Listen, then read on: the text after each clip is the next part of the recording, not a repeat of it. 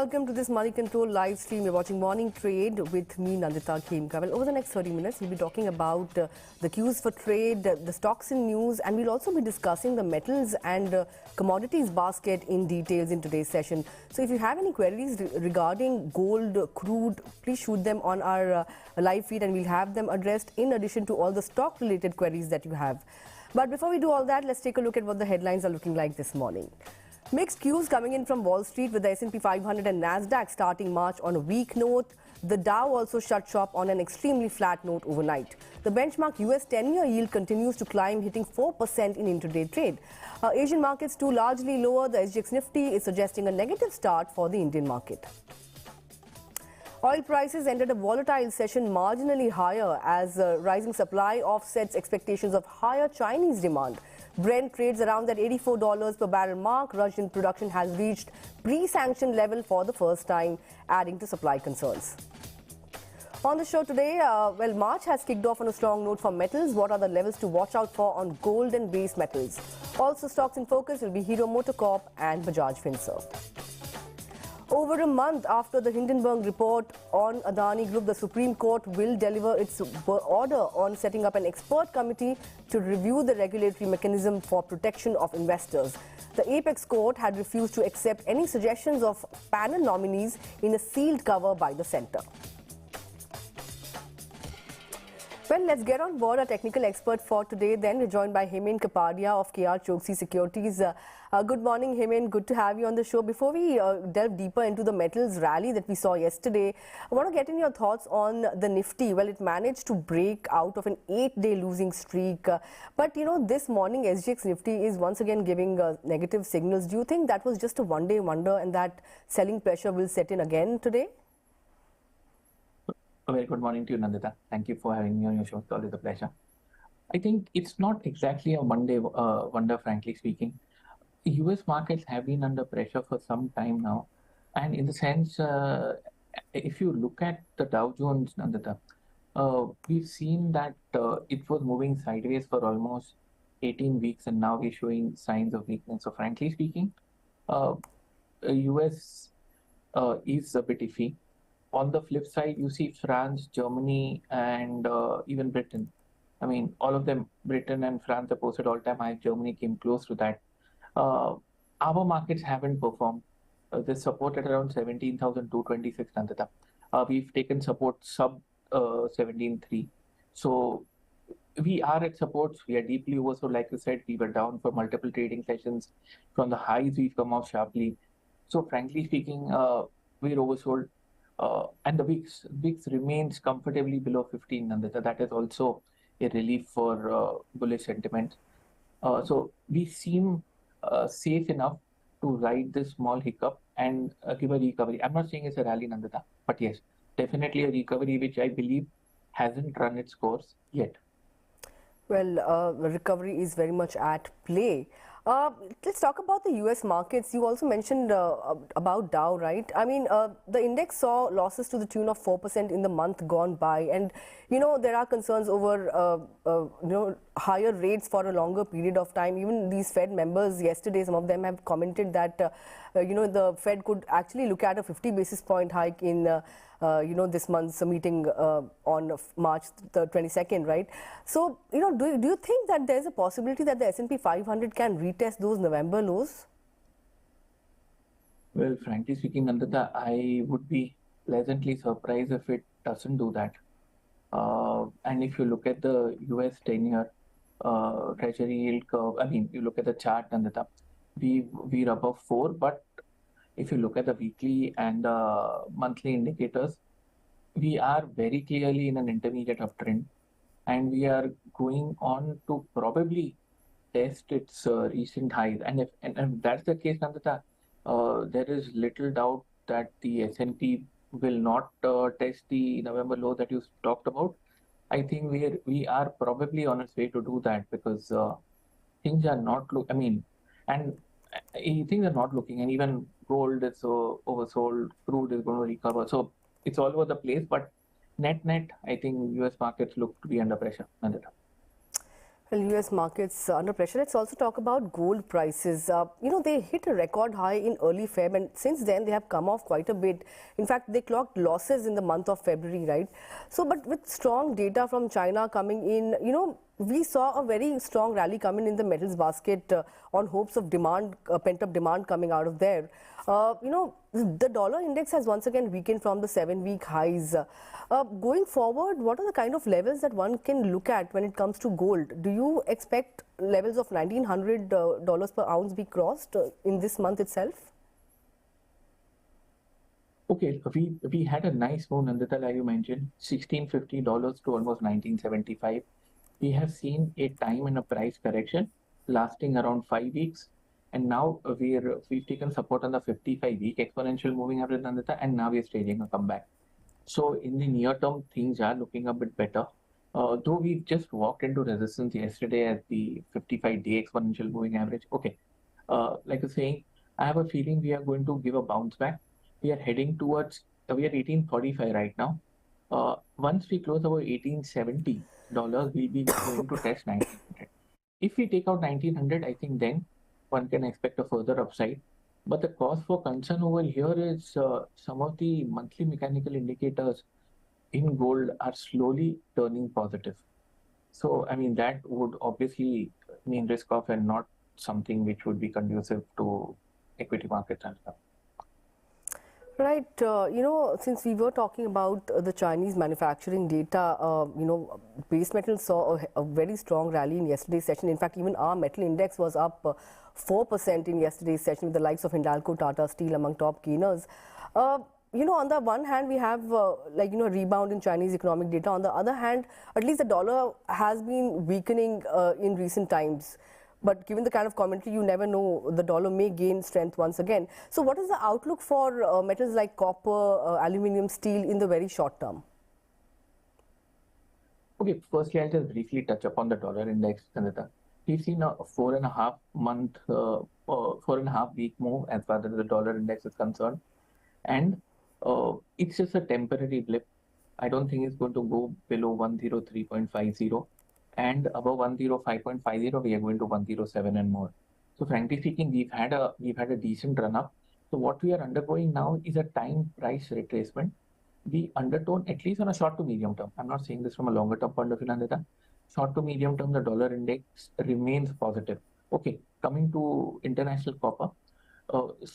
International copper is looking slightly contra. If I'm bullish on the dollar index, metals can't look good. But having said that, we've taken decent support for international copper at 3.94, and we are staging a bounce back. So copper on the international markets is in an intermediate uptrend and looks like going further. So it's like contradictory. But yes, 3.94 holds. We are going to 4.35 and most probably make some further upside. So copper per se standalone looks good. The dollar index is also beginning to look good. So something will have to give, either copper cools or dollar index cools. Nandita. Right. Let's also talk about crude. Brent has been hovering between that $80 to $85 range. And, there is ample supply in the system, given the fact that the Russian supply has also reached pre-sanction levels. We have US inventories on the rise. And now there are hopes that, strength in Chinese economy will drive demand as well. So do you expect crude to break out of that $85 range anytime soon? Absolutely. I totally agree with you, Nandita. You hit the nail on the head. Brent, like you said, is moving range bound, and the range is between 75 on the downside and 89 on the upside. And after 13 weeks of a sideways move, things are just beginning to turn a bit positive. So, yes, I believe maybe it doesn't happen this week, it happens next week. But yes, most probably in this month, we would see a serious attempt at the dollar at the Brent breaking out from here. And once it does that, I believe 91.75 and 98.75 are two possible targets, but this is probably a 6 to 8 week sort of a call. But yes, coming back to your main question, I believe we are on the cusp, and maybe in the next 5 to 7 trading sessions, there's a strong possibility that Brent will break out from this range on the upside. Right, Brent will, break out on the upside from current levels. But, Hemen, since you also track Bitcoin, I want to get in a question on that as well. Interestingly, Bitcoin has been much stabler when it comes to mainstream asset classes like equities and even commodities and even currencies for that matter. Feb turned out to be a very flattish month for Bitcoin. Do you expect this stability to continue going forward? Where are the prices headed from current levels? Firstly, Nandita, whether you like it or you hate it, I mean, crypto is going to be here to stay in some form or the other. Regulated, yes, but if there's over-regulation, it probably misfires. Now, we've seen US crack down on crypto, but I would have a slightly contra view over there. Okay, they've cracked down on crypto, fine, but if there's regulation coming in, which is much needed after what we saw on FTX, so if that is happening, after some time you will see big money coming in if there's regulation in crypto. See, there are 12,000 crypto coins, so the meme coins are not going to do anything. The flash in the pants are not going to work. But yes, blockchain as a technology has a lot to offer, right? From payment gateways to 5G.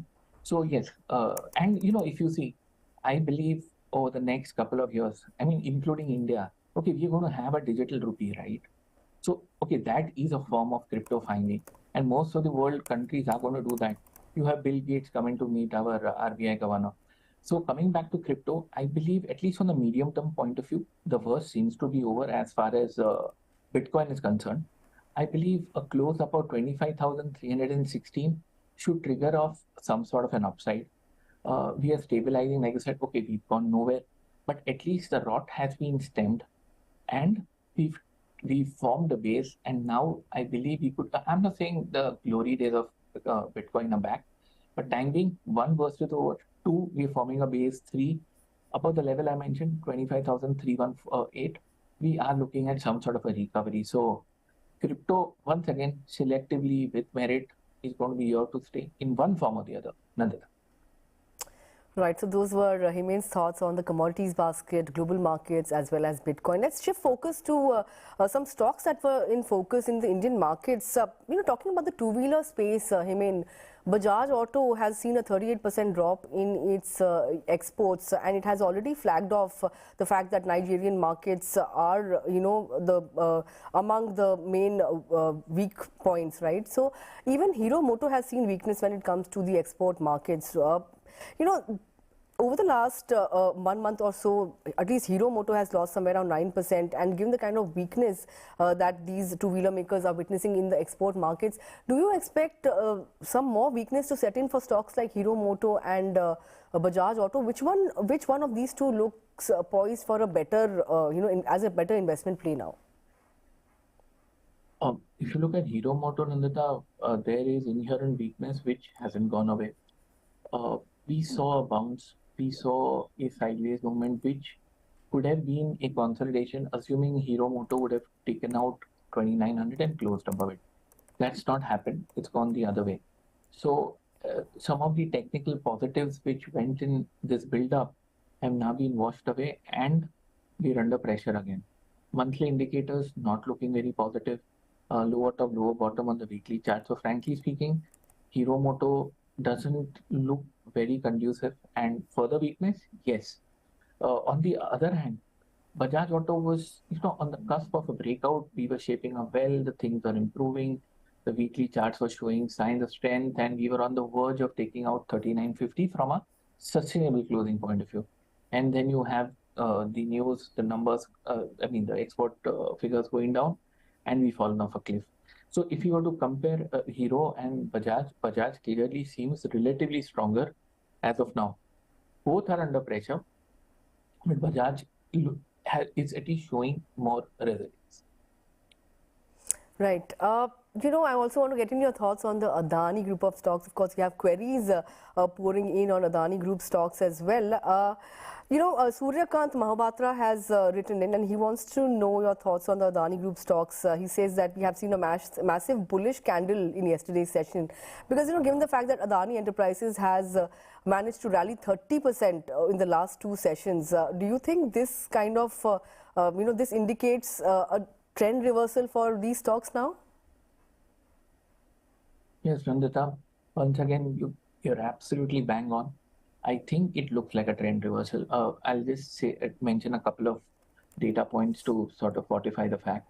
Uh, on 28th, I mean, the day before, we saw huge volume in Adani Enterprise, this cash market.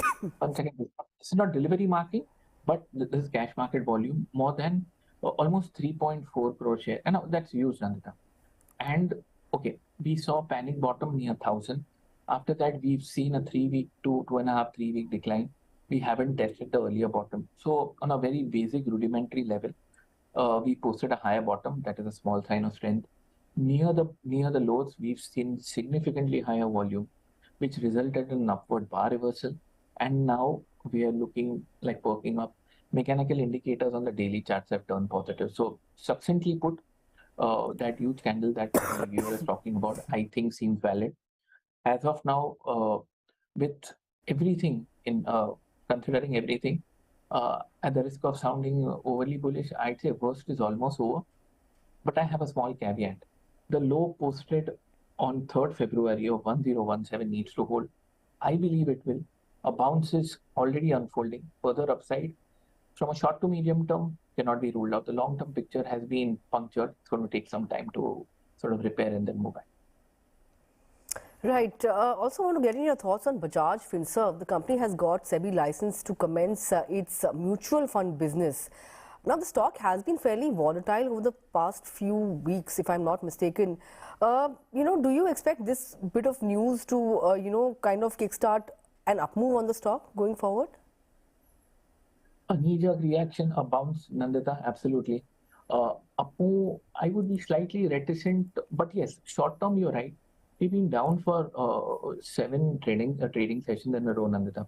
And at least the intraday charts, okay, intraday would have very, limited shelf life, but the intraday chart seems to suggest a bounces around the corner. And yes, a news like this would obviously mean either a gap up opening or increased interest on the stock. And we're off from 1800 to 1250. Even if I were to take a retracement of this fall, though it doesn't look very good on a long-term chart, the retracement I believe is not yet over. The move from 1250 to 1430 has been corrected by a decline to 1330. So we are setting the stage for a comeback. So simply put, yes, a bounce is around the corner. Whether this converts into the rally that you're talking about, possibly, but it's more from a slightly shorter to medium term point of view. Right. Let's also take up a query on Reliance Industries. It has entered the commercial real estate space, and now reports are suggesting that it is going to foray into genome sequencing as well. We have a query as well coming in from Ashok Kandukuri, and he wants to know your short-term view on Reliance Industries. Do you expect the stock to inch higher from here? I think so. Firstly, 2293 is important supports. That level needs to hold. I believe it could. Once that happens, we're looking at a recovery. At least once again, I'm slipping back to the intraday charts because the 60-minute charts seem to suggest an upside. Specifically, level of 2345. A close about 2370 on the daily would mean a slightly more acute recovery. So, extreme short-term bounces around the corner, Nandita. Right, before I take up more queries, I want to get in your thoughts on delivery. This stock rallied over 14% in the month of February. And yesterday we had a big block deal in the counter wherein SoftBank is believed to have sold a stake worth over 950 crore rupees. Recently, even Tiger Global sold a stake equivalent to 1.7% in the counter. Do you expect this counter to now come under profit booking? Frankly speaking, the setup, okay, I have slightly limited data. I wish we had more data to take a slightly more nuanced view, but with whatever data we have, weekly charts are showing a rounding bottom, Nandita. So that's basically a bullish formation. Now, if that is the case, I believe we are at 348. Support levels come in at 330 and 300. I think these levels could hold despite SoftBank getting soft on delivery. A rounding bottom does augur well. We've taken support on the 55-day exponential moving average. Simply put, the technical setup shows signs of improving. If these levels hold, I believe it could improve further. And if these levels breach one after the other, then whatever we said goes out of the window. Right. Next query is on Axis Bank. Baljit Singh has written in and he wants to know your thoughts on this stock. Now, the stock was among the big gainers on the index yesterday, up around 2.5%. It has recently completed acquisition of Citibank's India consumer business, and there are quite a few positive brokerage views coming in on the stock this morning as well. Would you advise investors to look at this one now? Axis is one of the better looking stocks in the private bank space because ICICI looks tired. Kotak and HDFC continue to underperform. Kotak more than HDFC. But yeah, but I would say I would have a slightly shorter to medium term point of view. Things have improved for Axis Bank. And yes, even if you're looking to invest from a longer term point of view, don't go the whole hog in one way. Keep a sort of a SIP sort of installment thing. But yes, Axis Bank does look one of the better looking banks, Nandita, in the private sector space.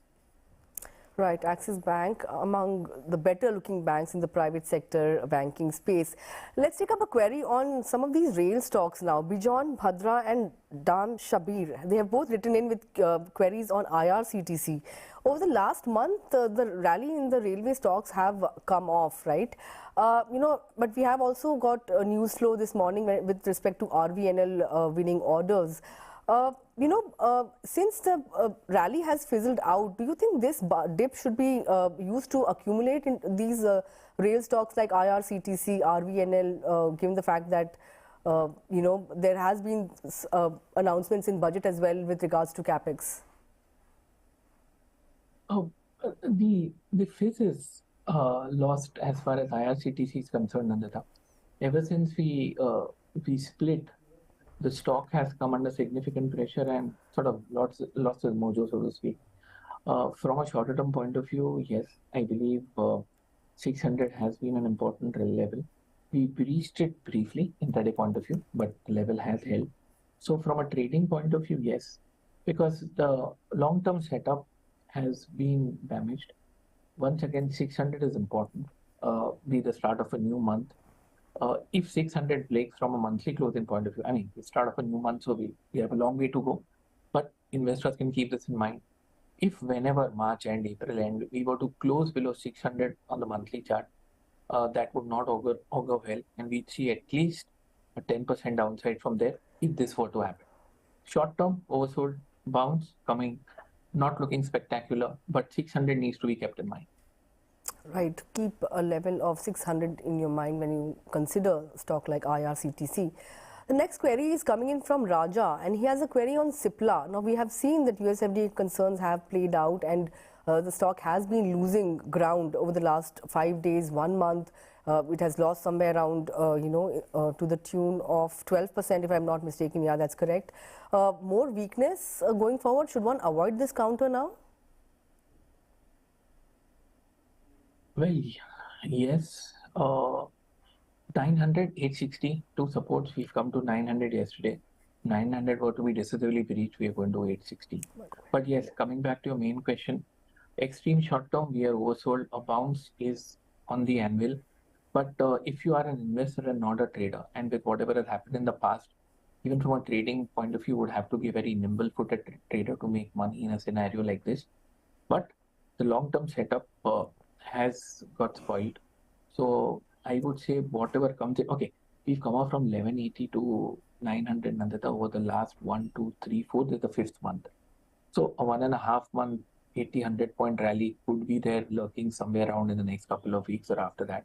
But long-term setup has taken a hit. So if you have a trading mentality, you can use levels to get an entry. But if you're an investor, don't be in a rush. I believe you'll get everything cheaper a few months down the line. Right. Well, with that, we are running out of time. So this wraps up our query segment. But before I let you go, Hemen, what would you be recommending for viewers this morning? A couple of stocks, despite a gap down opening of weak SGX. Firstly, a buy call on Aarti Industries. Stock is on the verge of recovering from here. Mechanical indicators have turned positive. There is positive divergence. Volume spike looks good for a shorter or maybe a one week or 10 trading session sort of a move. One can buy Aarti Industries at 535, stop loss 525, target 555. Secondly, Crompton Greaves Consumer. has posted a bottom, is on the recovery path, looks promising. We are playing for bounces for both of these, Nandita. That needs to be kept at the back of the mind. By Crompton gives consumer at 305, stop loss 295, target 325, level the 2-3 rupees lower than yesterday's closing, keeping in mind that the SGS Nifty is slightly weak. Well, so Aarti Industries and CG Consumer are the stocks that Hemen is recommending for viewers this morning. Well, with that, Hemen, thanks a lot for taking out time and sharing your thoughts with us. It was a pleasure chatting with you. Yeah, thank you for having me. Thank you. Well, with that, we're completely timed out on this edition of Morning Trade. So it's a goodbye from me, but don't go anywhere because coming up next is Opening Bell.